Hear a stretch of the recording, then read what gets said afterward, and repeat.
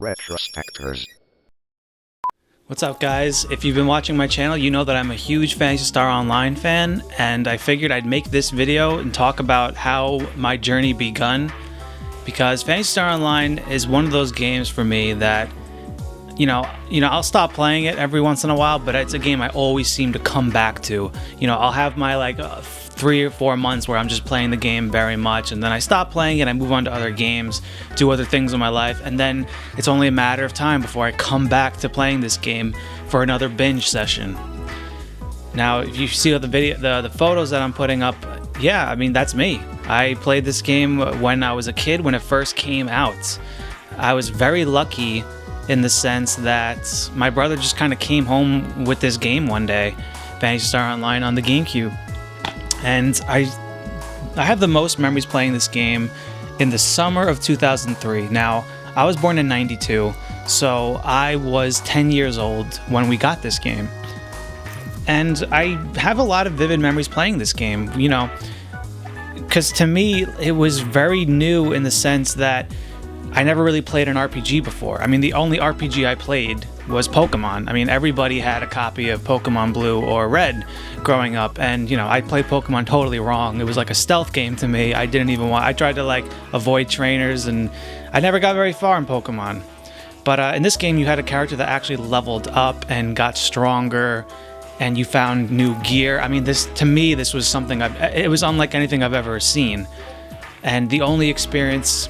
This is my first console online game. My brother came home with the broadband adapter, which it's kind of hard to see it, but I'll just turn it around. The broadband adapter with the port right here. We got it in the beginning of August 2003, and if you're wondering how do I remember that? Well, because I remember we had the broadband adapter for about a week or two before my brother came home with this keyboard, which I still have right now, and I actually still use this because I can connect it to my Sega Saturn, and I've been playing Sega Saturn online. I have some videos on that if you're interested. But the reason why I know the exact month is because we have the original box that this keyboard came in. And if you can even believe this, I actually couldn't believe that I saw this, but I have the original receipt in the box. Now I'm gonna attach a little. I'll take a better photo of this so you can see it. I mean, even if I bring this close to the camera, you're not gonna be able to make it out because it's just so faded. But yeah, it says August 13th, 2003, GameCube Power Board, 1999. So $20, not bad. Let's see, what else kind of information can I get on this? 1736. So what is that? It's 5:30 in the afternoon. And this is bought from a place called Planet Comics at the mall that I still go to this day. I mean, not recently because of the coronavirus, but yeah, Planet Comics definitely is. That store does not exist anymore in the mall, 100%. So yeah, this is pretty interesting that I have the receipt.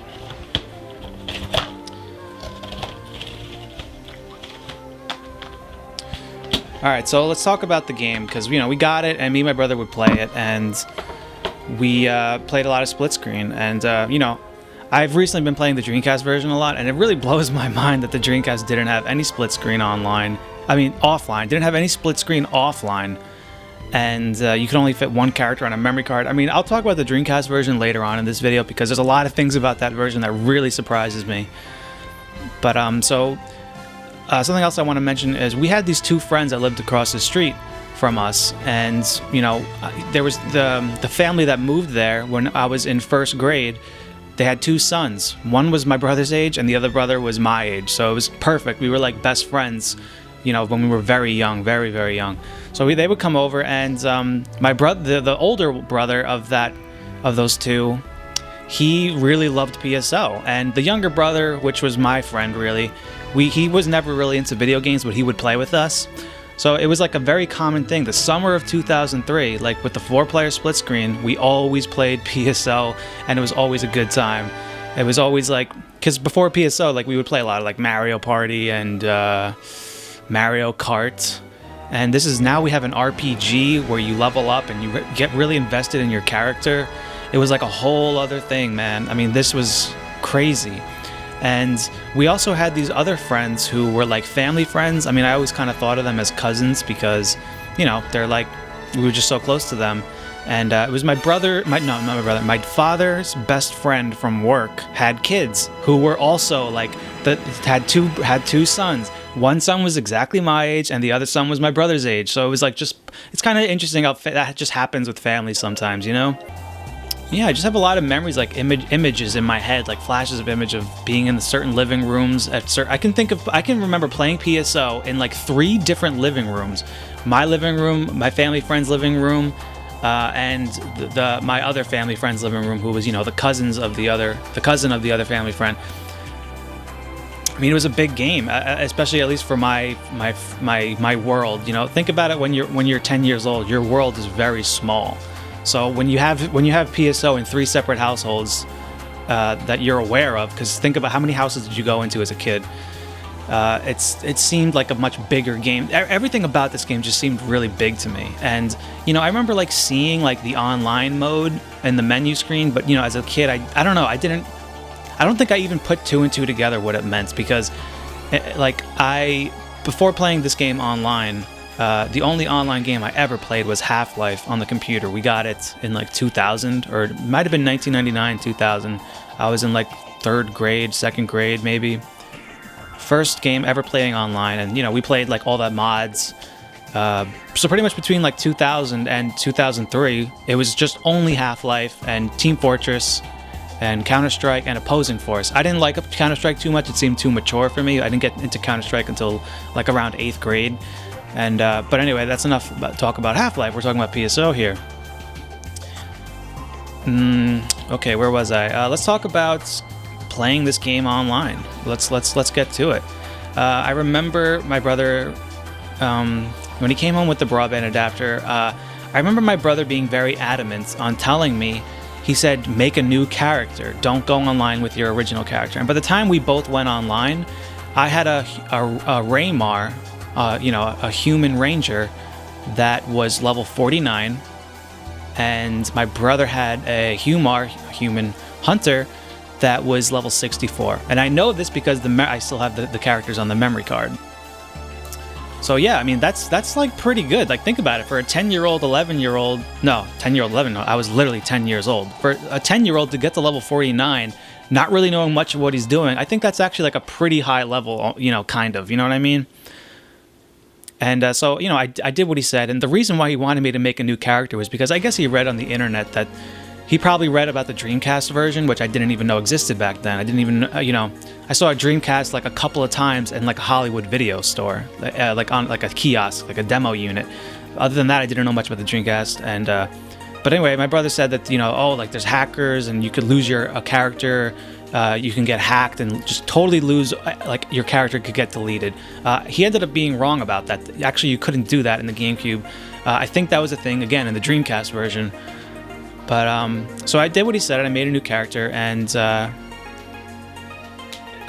remember coming upstairs into his bedroom, you know, because the GameCube would move between the living room and my brother's bedroom, because it was my brother's GameCube, and it was my brother's game, it was my brother's broadband adapter. Like, this was all my brother's. But I was lucky that we had a household where we shared everything. I didn't learn until later on in life that siblings didn't share shit in certain households, and they'd be like, oh, that's mine, you can't play with it.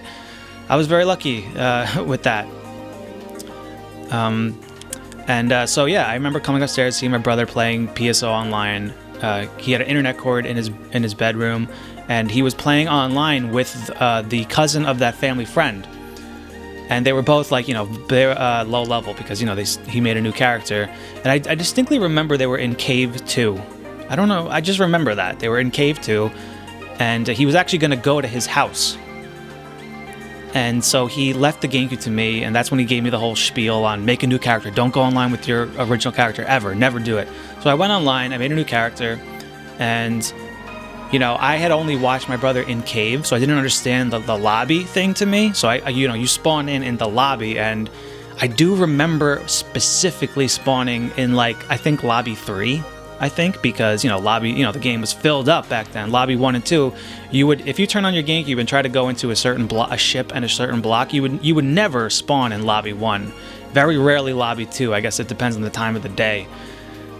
But I just remember like all these chats coming up and all these symbol arts popping up, and it was just so alive. Like, it was interesting as hell. And I remember I walked around and I didn't type anything because we didn't have the keyboard yet. But I just remember, like, you know, just investigating the lobby a lot and just kind of like sitting back and like was just like listening in on other people's conversations about what they were doing.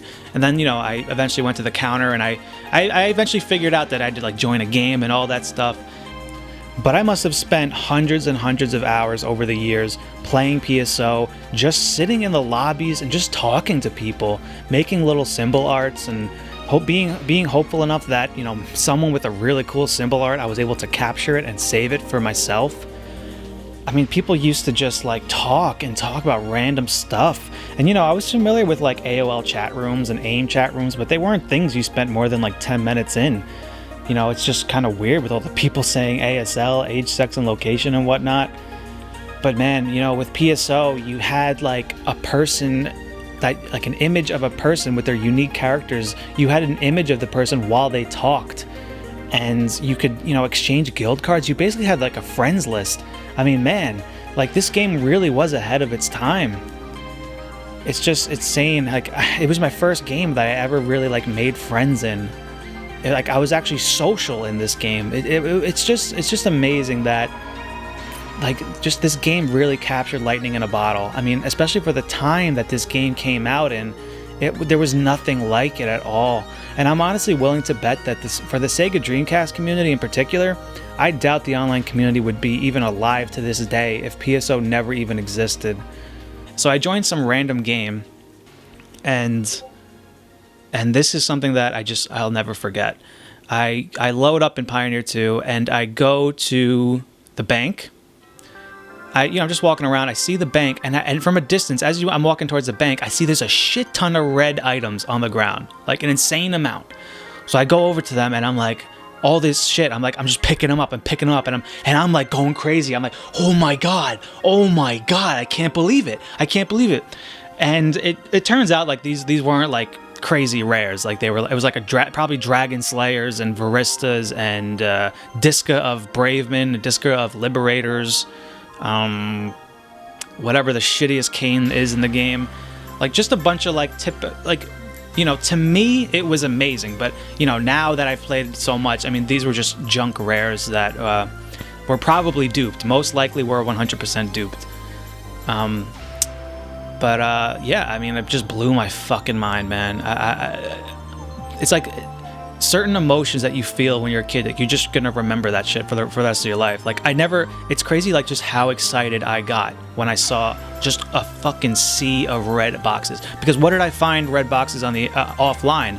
Ad slots, maybe like two or three photon drops. I think we would kill in hard mode, me and my brother would hurt the Rappy and wait for it to pop back up again and hit it, and there was like a certain percentage chance that it would drop the Rappy's wing, and then you'd have the Rappy's slicer or Rappy's fan. So we had a Rappy's fan, we had Booma's right arms. That's literally it. I mean, we probably maybe a Varista. Like, we just had the junk shitty rares. Maybe my brother had a DB Saber, I don't know. The shittiest fucking rares. So to me, it was just insane. And when you played offline, like, I don't know if you remember, man, those drop rates were brutal.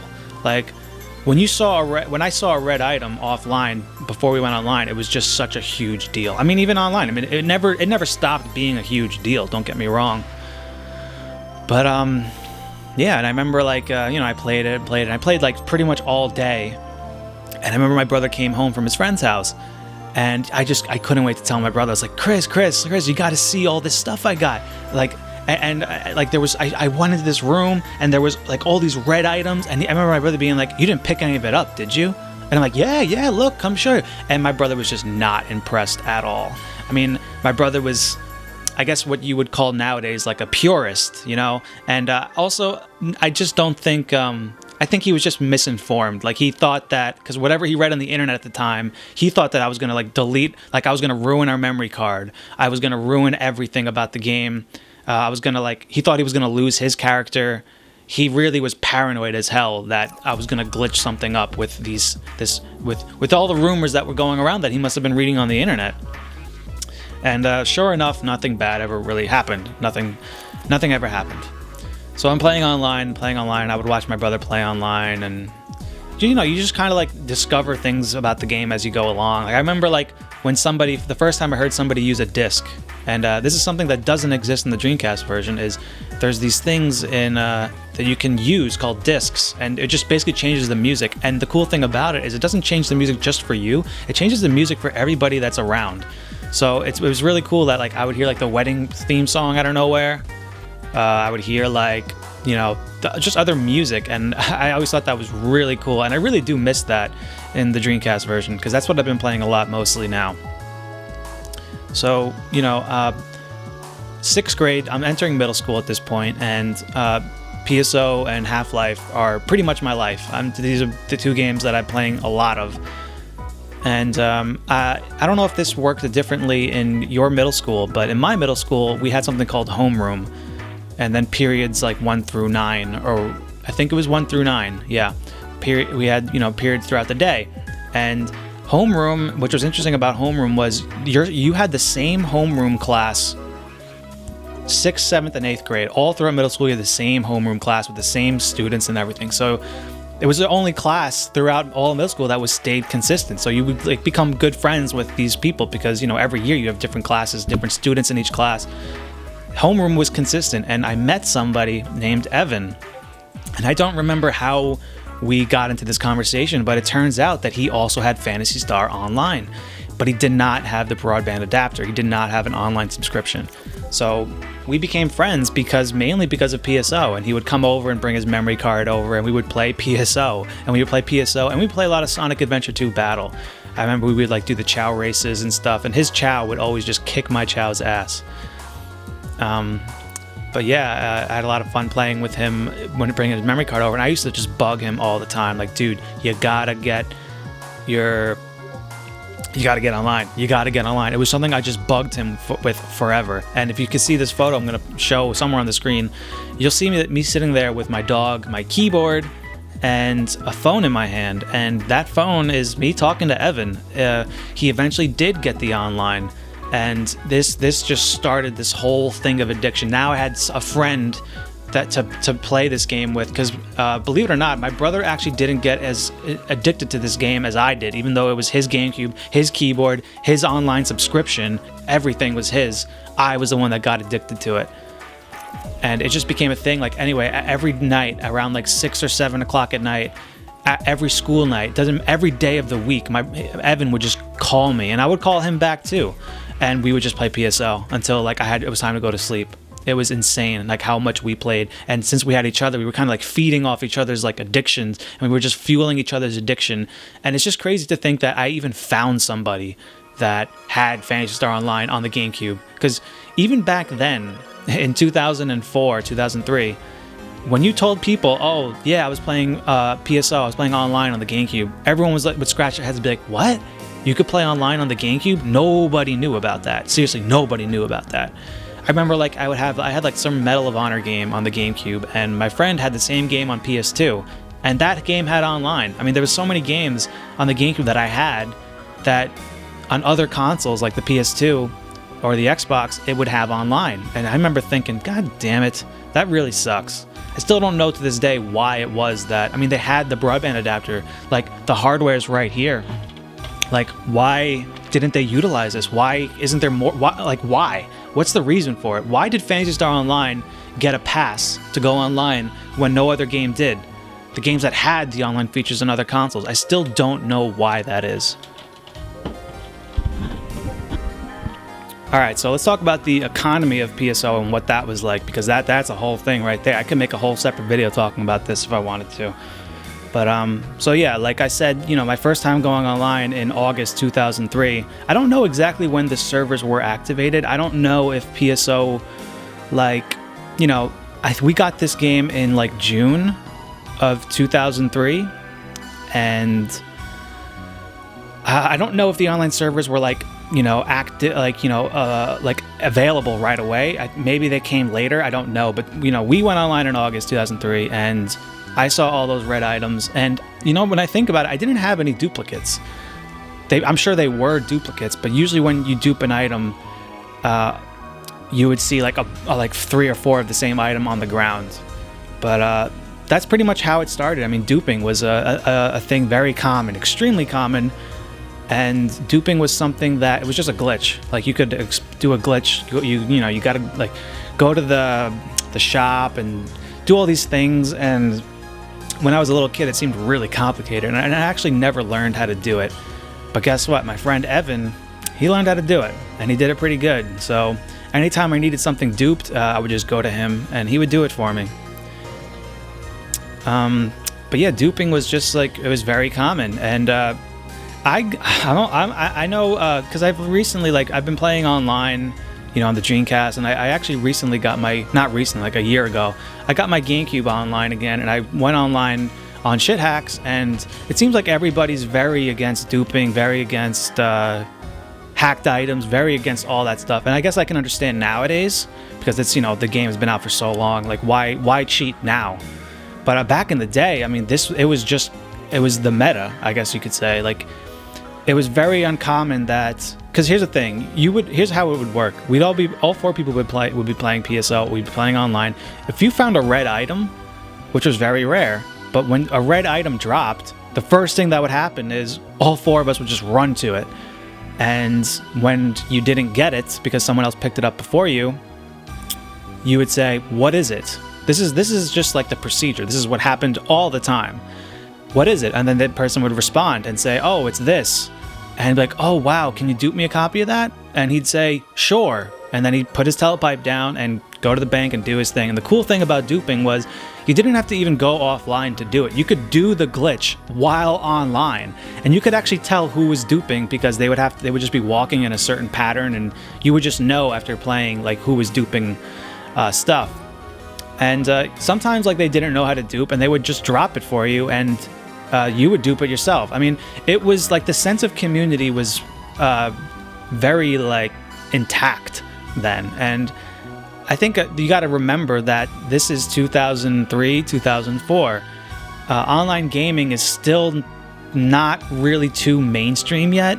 So it was almost like we were all exploring the game together. We were all discovering the game together. Like, nobody was like, it wasn't until later on in the game when people started to like really hog shit and like have like a sort of superiority complex and think, "Oh, I'm better than you because I found this," and all that stuff. That definitely happened later on in the game, and I'll talk about that in a sec. But I don't know, it was just really cool. Like, we were all on the same team. Like, that's the cool thing about PSO. It's a co-op game. It's not competitive. There was a battle mode, but I don't remember ever really doing that, ever. No one really played battle mode ever. Yeah, I mean, it wasn't too bad. It wasn't too bad to get somebody to dupe shit for you if you wanted it, and everyone duped the discs because it was just annoying to having to buy them all the time. Duping ad slots was just like, you'd be an idiot to like use an ad slot while you didn't have a bunch more.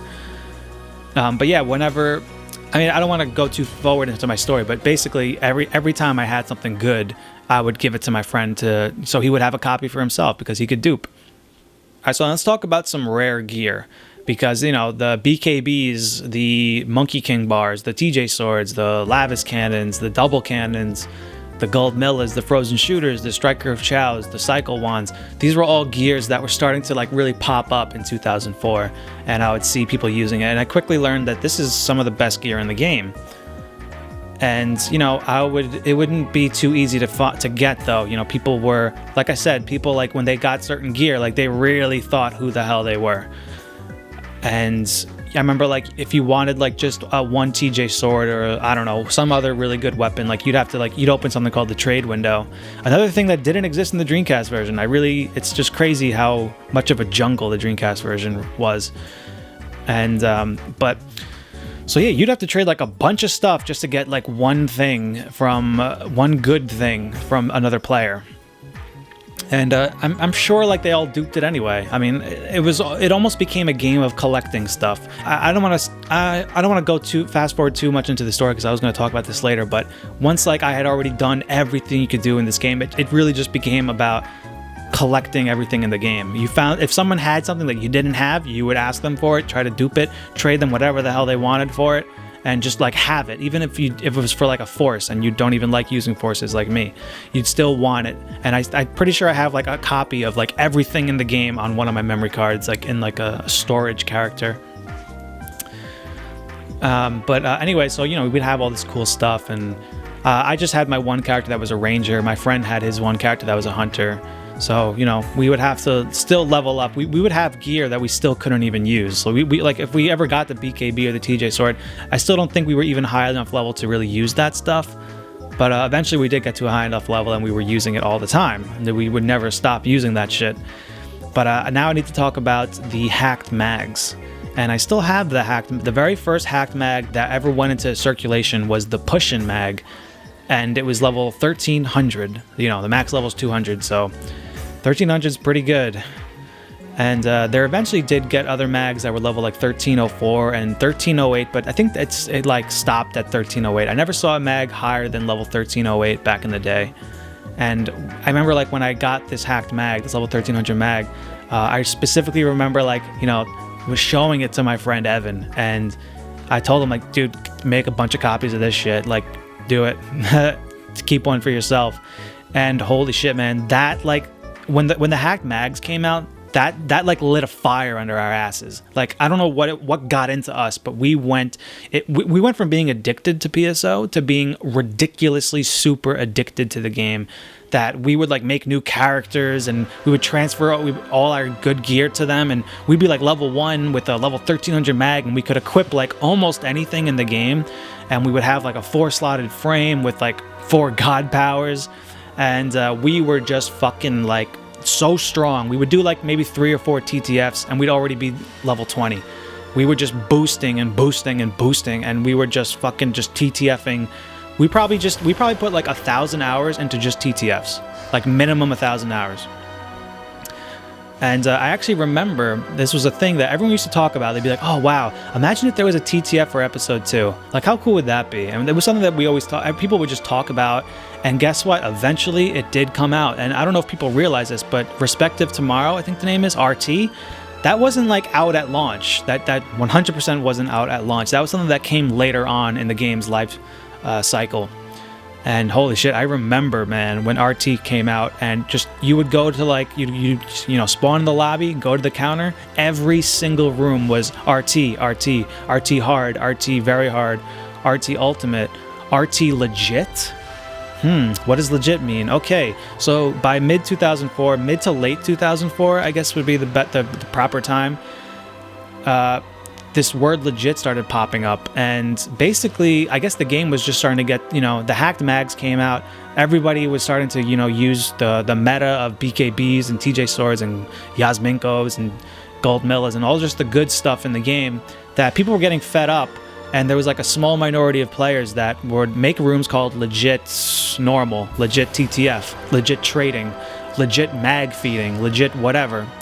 And I would just kind of like stay away from them. Because I don't want to play legit. I played legit offline for months, and kind of liked my way better. And so we played RTs, man. We just did RTs after RTs, and we would get like a character to level 100 and then just start over, make another character, get that to level 100. I mean, it's crazy. Like I didn't even do that much of a variety. Like there was 2 things about PSO's characters with me. I didn't like using forces, and I didn't like using the casts, the robots. I liked using my techniques, so I was always just making a Humar, then a Raymar, then a Humar, then a Raymar, then maybe a Hunawhirl, maybe one girl Raymar, then Raymar, Humar. Like, and the thing is, I had my original. Here's the thing: I had 3 memory cards, and I had my character, my offline character, which I never touched, my brother's offline character, the 2 friends from across the street had their characters that I didn't want to delete them. So that's 4. That's 1 memory card right down the drain right there. We had like we had another friend who would come over every once in a while who lived around the block. I had his character, didn't want to delete that. Some of the characters from my other family friends. So basically 2 memory cards were just completely full. So I had a 1 memory card basically all to myself. And one was like my storage character. And then, so I had 3 characters basically that I would alternate. And since I made like at least 10 characters that were level over 100, you know, I would actually just delete them like after a certain point. And like, that's just how easy it was and just how much time I was putting into this game with the hacked mags. Like the hacked mags changed the game forever. And, it was to an 11-year-old's brain. I mean, it was just so cool. I don't think I would have played the game as much as I did if it wasn't for those hacked mags, really. But anyway, let's talk about the hacked weapons, because those came later on. You know, I don't know, mid to late 2004. The hacked gear was, there was 2 types of hacked gear, and that. Basically what would happen is there was, you know, you would have like certain stats, like you'd have like 100% native on like a TJ sword, 100% native, I mean 100% beast, 100% machine or whatever. You'd have all those kind of hacks. And sometimes like there would even be like things with like 127%, which, you know, obviously isn't even possible. But the thing was, here's the thing, there was certain gear that would have like 127% in like just native, only native, and you would go into forest and you would do like 3,000 damage with 1 swipe with the TJ sword. And then there was other gears that would have like 127 native, 127 beast, 127 machines, like a TJ sword. You'd go to the forest and you would only do like maybe 1,000 damage. There was something about these, there was a whole other branch of hacked items that was very hard to get. Nobody shared this shit. It was very lucky that you'd find anybody that was willing to dupe this stuff for you, because when I was talking about the superiority complex that people had, when people had this, that people had it with the hacked mags. They didn't want to share those at first, but then they got, you know, in circulation. People had it with the hacked weapons, and then, you know, they ended up getting a little bit more into the circulation. And then there was the super hacked items, which I just mentioned, which you just did so much damage. It was ridiculous. You would have like 4 TJ swords. One TJ sword was like 127 native with 0 in all the other attributes. Another TJ sword, 127 in beast with 0 in all the other 3. 127 machine, 0 in all 3. It's the same thing with the dark. I don't know what it was with the hackers that they did it, but there was something about these weapons they could hack so fucking hard that you would just do a ridiculous amount of damage. And you would go to like, I remember like, dude, the Mines boss in Ultimate, Volopt, dude, that second form would be down in like 4 swipes with the TJ sword. Fastest boss fight in the game when you are properly equipped with ridiculously hacked gear. So yeah, you know, and I remember like FSOD was getting very prominent. It was just, you never know when it was going to hit you next. And you would just kind of go in the lobby, you just log on sometimes, and you just get FSOD'd. I don't know if anyone played GameCube Online, I'm sure you remember the name Infamous Nugz. I remember him just sitting on the top of a lobby, and pretty much the second you saw him, his name loaded up, you would just get FSOD'd. He was like some notorious hacker, and he hacked the shit out of that game. A lot of gear that I lost over the years, and you know, I would have like, I was one of those people that towards the end of 2004, I was very lucky to have this, but I would have like a full set of TJ swords where, you know, it was just super hacked for each. I would have like 4 TJ swords, 1 for each, you know, area, and you know, you'd get FSOD'd, and then you'd lose. I would like lose the one for the mines, but I'd still have the ones for the ruins and the forest and the caves. Shit like that would happen all the fucking time. And it just became like a habit, like just put all your shit into the bank before you log off, because you never know when that shit's gonna hit you. Like people would just fuck you up bad. They would just freeze your screen and you would lose your gear. If you didn't sign off properly, you would lose all your gear. So like, I don't know. I mean, yeah, I mean, it was just a whole thing. PSO, man. By the time I hit 8th grade was like 2005 to 2006. I wasn't playing PSO as much. I think 8th grade was when I started to really get super into like MapleStory, which is an MMO on the PC, which Evan actually showed me. So we would play a lot of 8th grade was like the year of MapleStory. Let's talk about like the legit, because I did briefly touch on that. You know, after playing for so long with all this hacked gear and just fucking everything up that I wanted to, I actually went back to playing legit, if you can believe it. I remember like playing only legit with like my other character, the one that I my character that was my offline only character, I ended up bringing him online because by that point after like a year or two of playing online, I knew that I wasn't gonna lose my character like my brother said I was going to. So I started just playing completely legit, and my friend Evan he didn't want to do that. But it's not like I would like avoid him. We would still play together.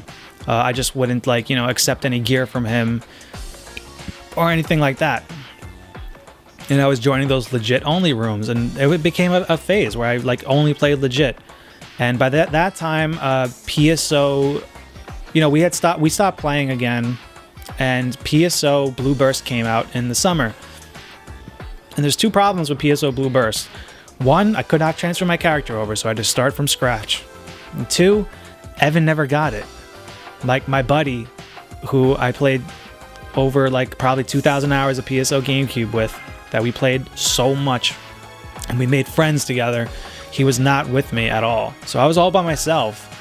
And I remember being at first I was kind of disappointed with Blue Burst, because I remember when I loaded up episode 4 for the first time, I was like, oh, I can't wait to see what Pioneer 2 looks like. Because, episode 2, Pioneer 2 looked totally different. Episode 4, it was exactly just Pioneer 1. They got lazy with it. And then I went to the crater, and then I found that the 4 crater levels in the beginning were literally just the same map, just with different level design. And then some of the monsters were just carbon copies of episode 1 monsters, the Pazuzu, that bird was just a nano dragon, and the Boomas, and the satellite lizards, and the Rappies, the sand Rappies or whatever. It's all the same shit. But yeah, I mean, I wasn't too big on Blue Burst, actually. I think it was mainly because I was just alone. Yeah, man. Oh, I guess the one thing I forgot to mention, me and my friend Evan, we used to have girlfriends. We would hit on Uniworlds, basically, or any girl character. And believe it or not, there was girls that played PSO GameCube online.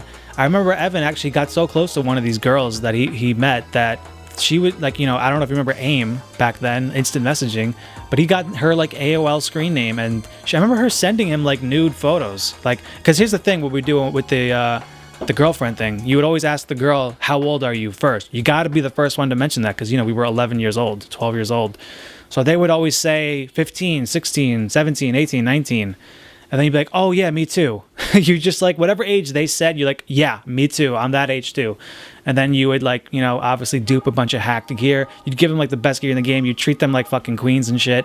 And I actually did that with one girl who I ended up finding out was actually a dude that was just using me for my rare items. Tarry, you asshole. Still remember what you looked like. You were a Uniworld with blonde hair, and you were that yellow leopard outfit. You fucking bitch. I mean, you dick. You're a dick. But yeah, I probably still have some of those girls guild cards. I still have them. Raven, if you're out there, hit me up. It's been a long time. I'm a grown man now. Look at me.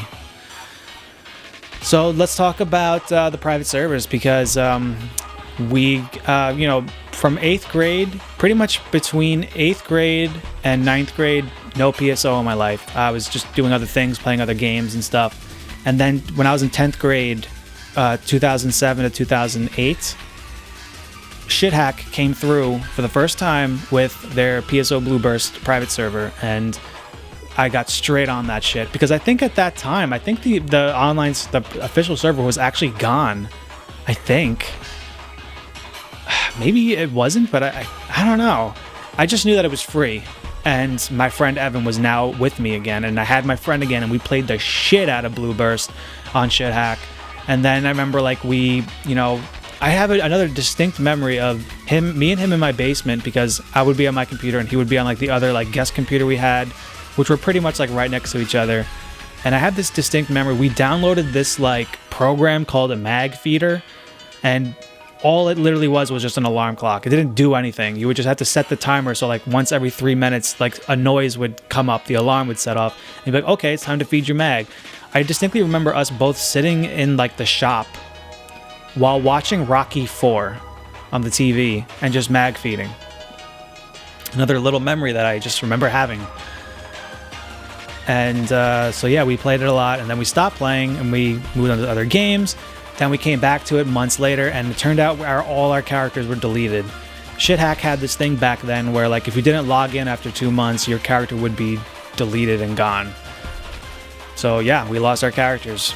So then we made new characters and we played it, and we were like pretty like let down by the fact we had to start from scratch again. I think we probably only got to like level like 40 or 50, and then we took a break again. And I remember like when probably must have been senior year of high school when we really came back to it again, and our characters were deleted again. And I think we played briefly on some other private server. I don't even remember what the name was, but we started over, played it a bit, and then you know, we went off to college, and basically there was no PSO in my life until 2016, if you can believe it. We went like almost 6 years without PSO at all. There might have been a time in one of the summers of 2012 or 2013 when we came back to play PSO on some private server for a brief stint for like a couple of weeks or a month.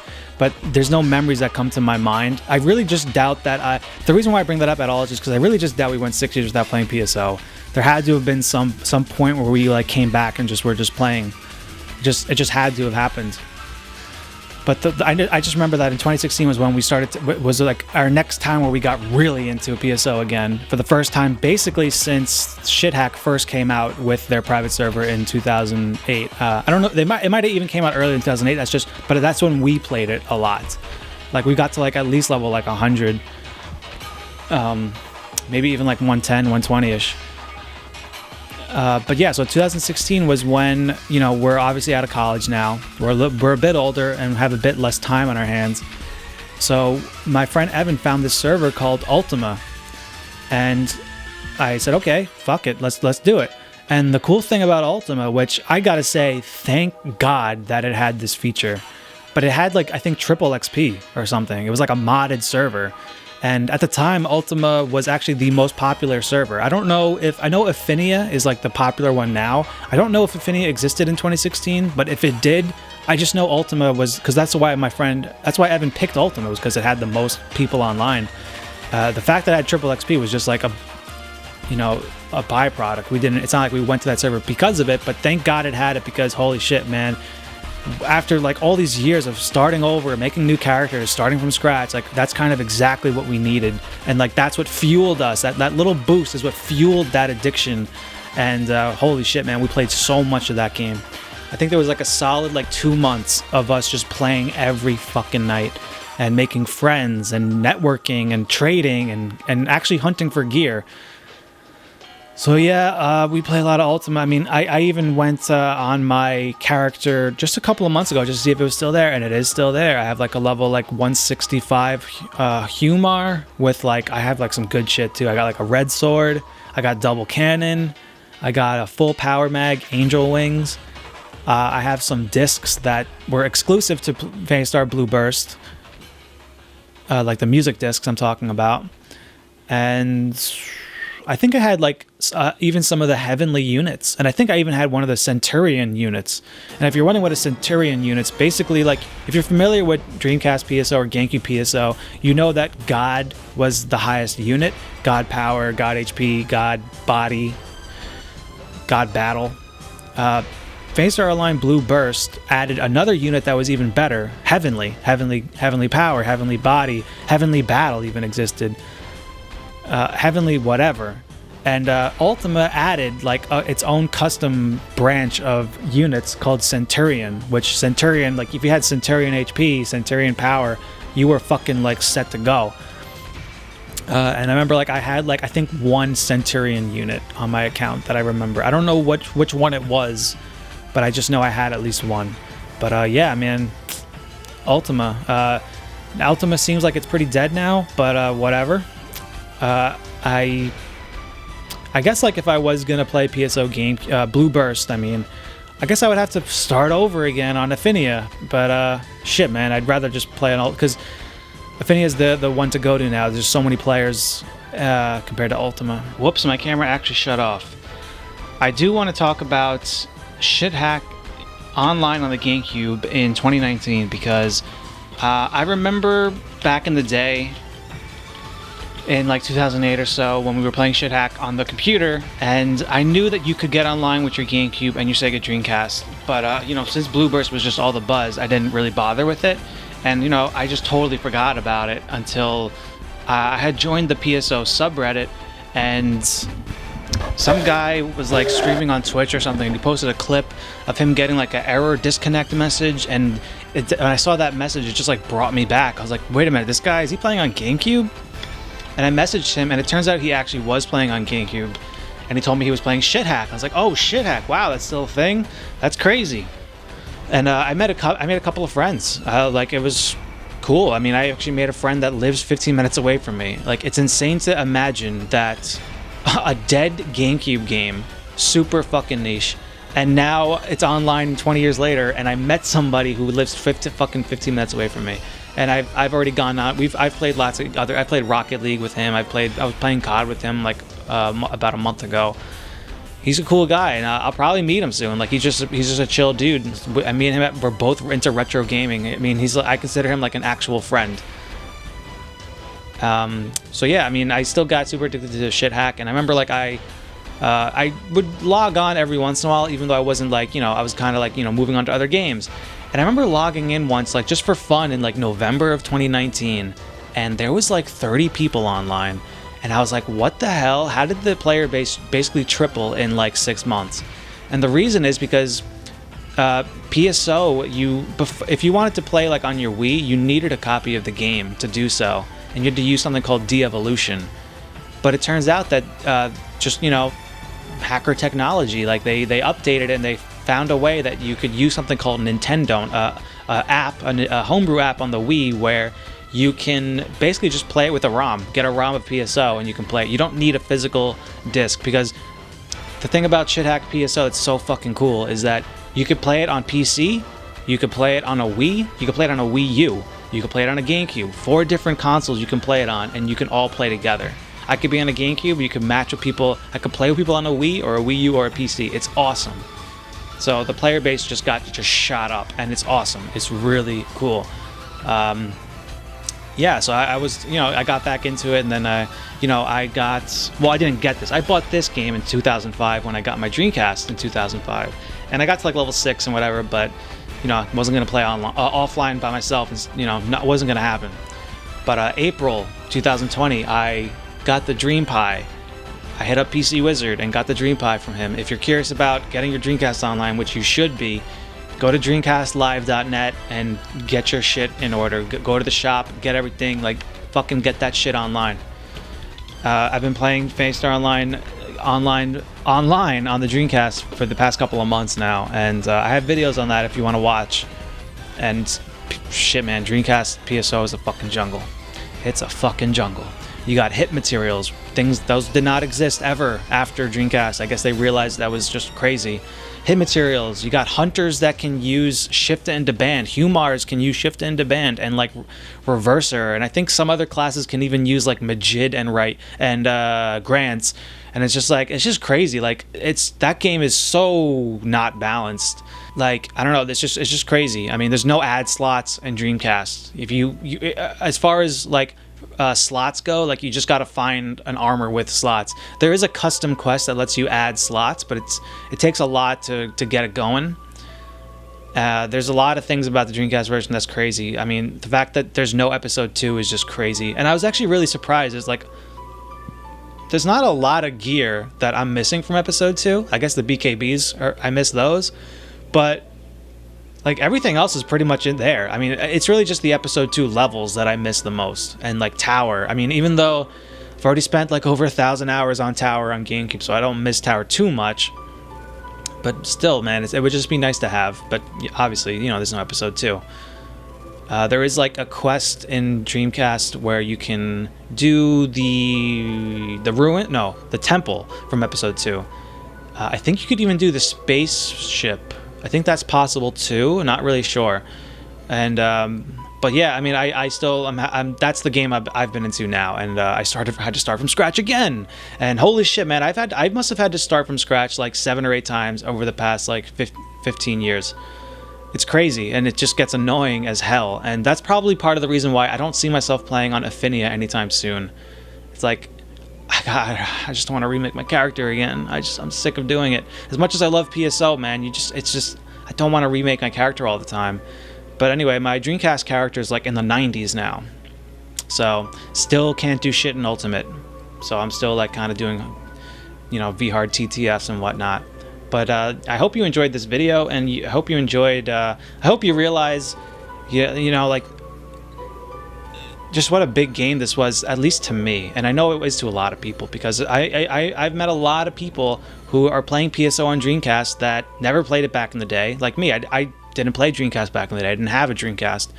But there's also a lot of people on Schthack on PSO, Schthack PSO on the GameCube, that they never fucking played this shit back in the day either. Like, it's insane how that the player base is just filled with people that started playing PSO after it officially died.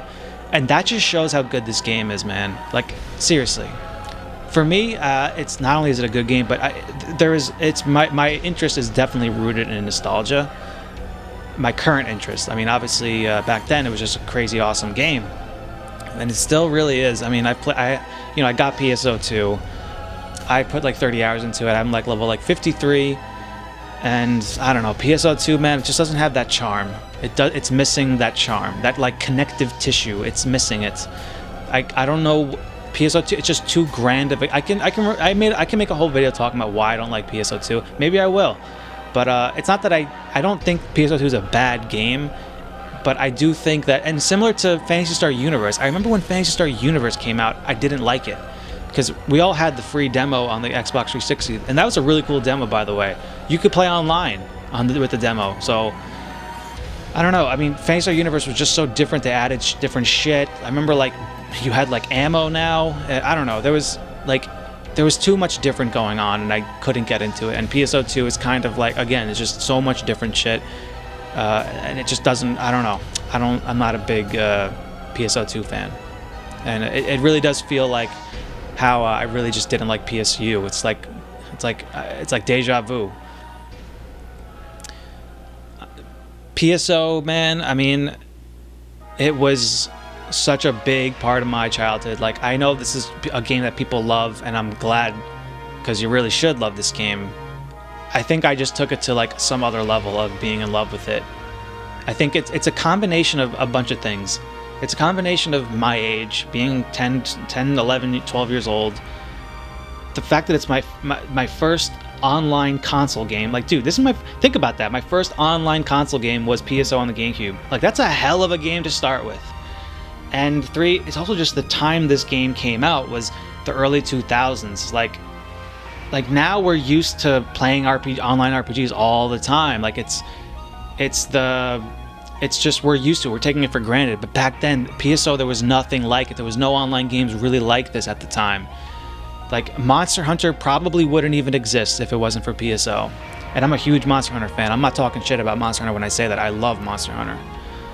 But when you have all those things combined, like, it creates a really unique experience. Like, that's a part in time, a moment in time that we're just never gonna get back, because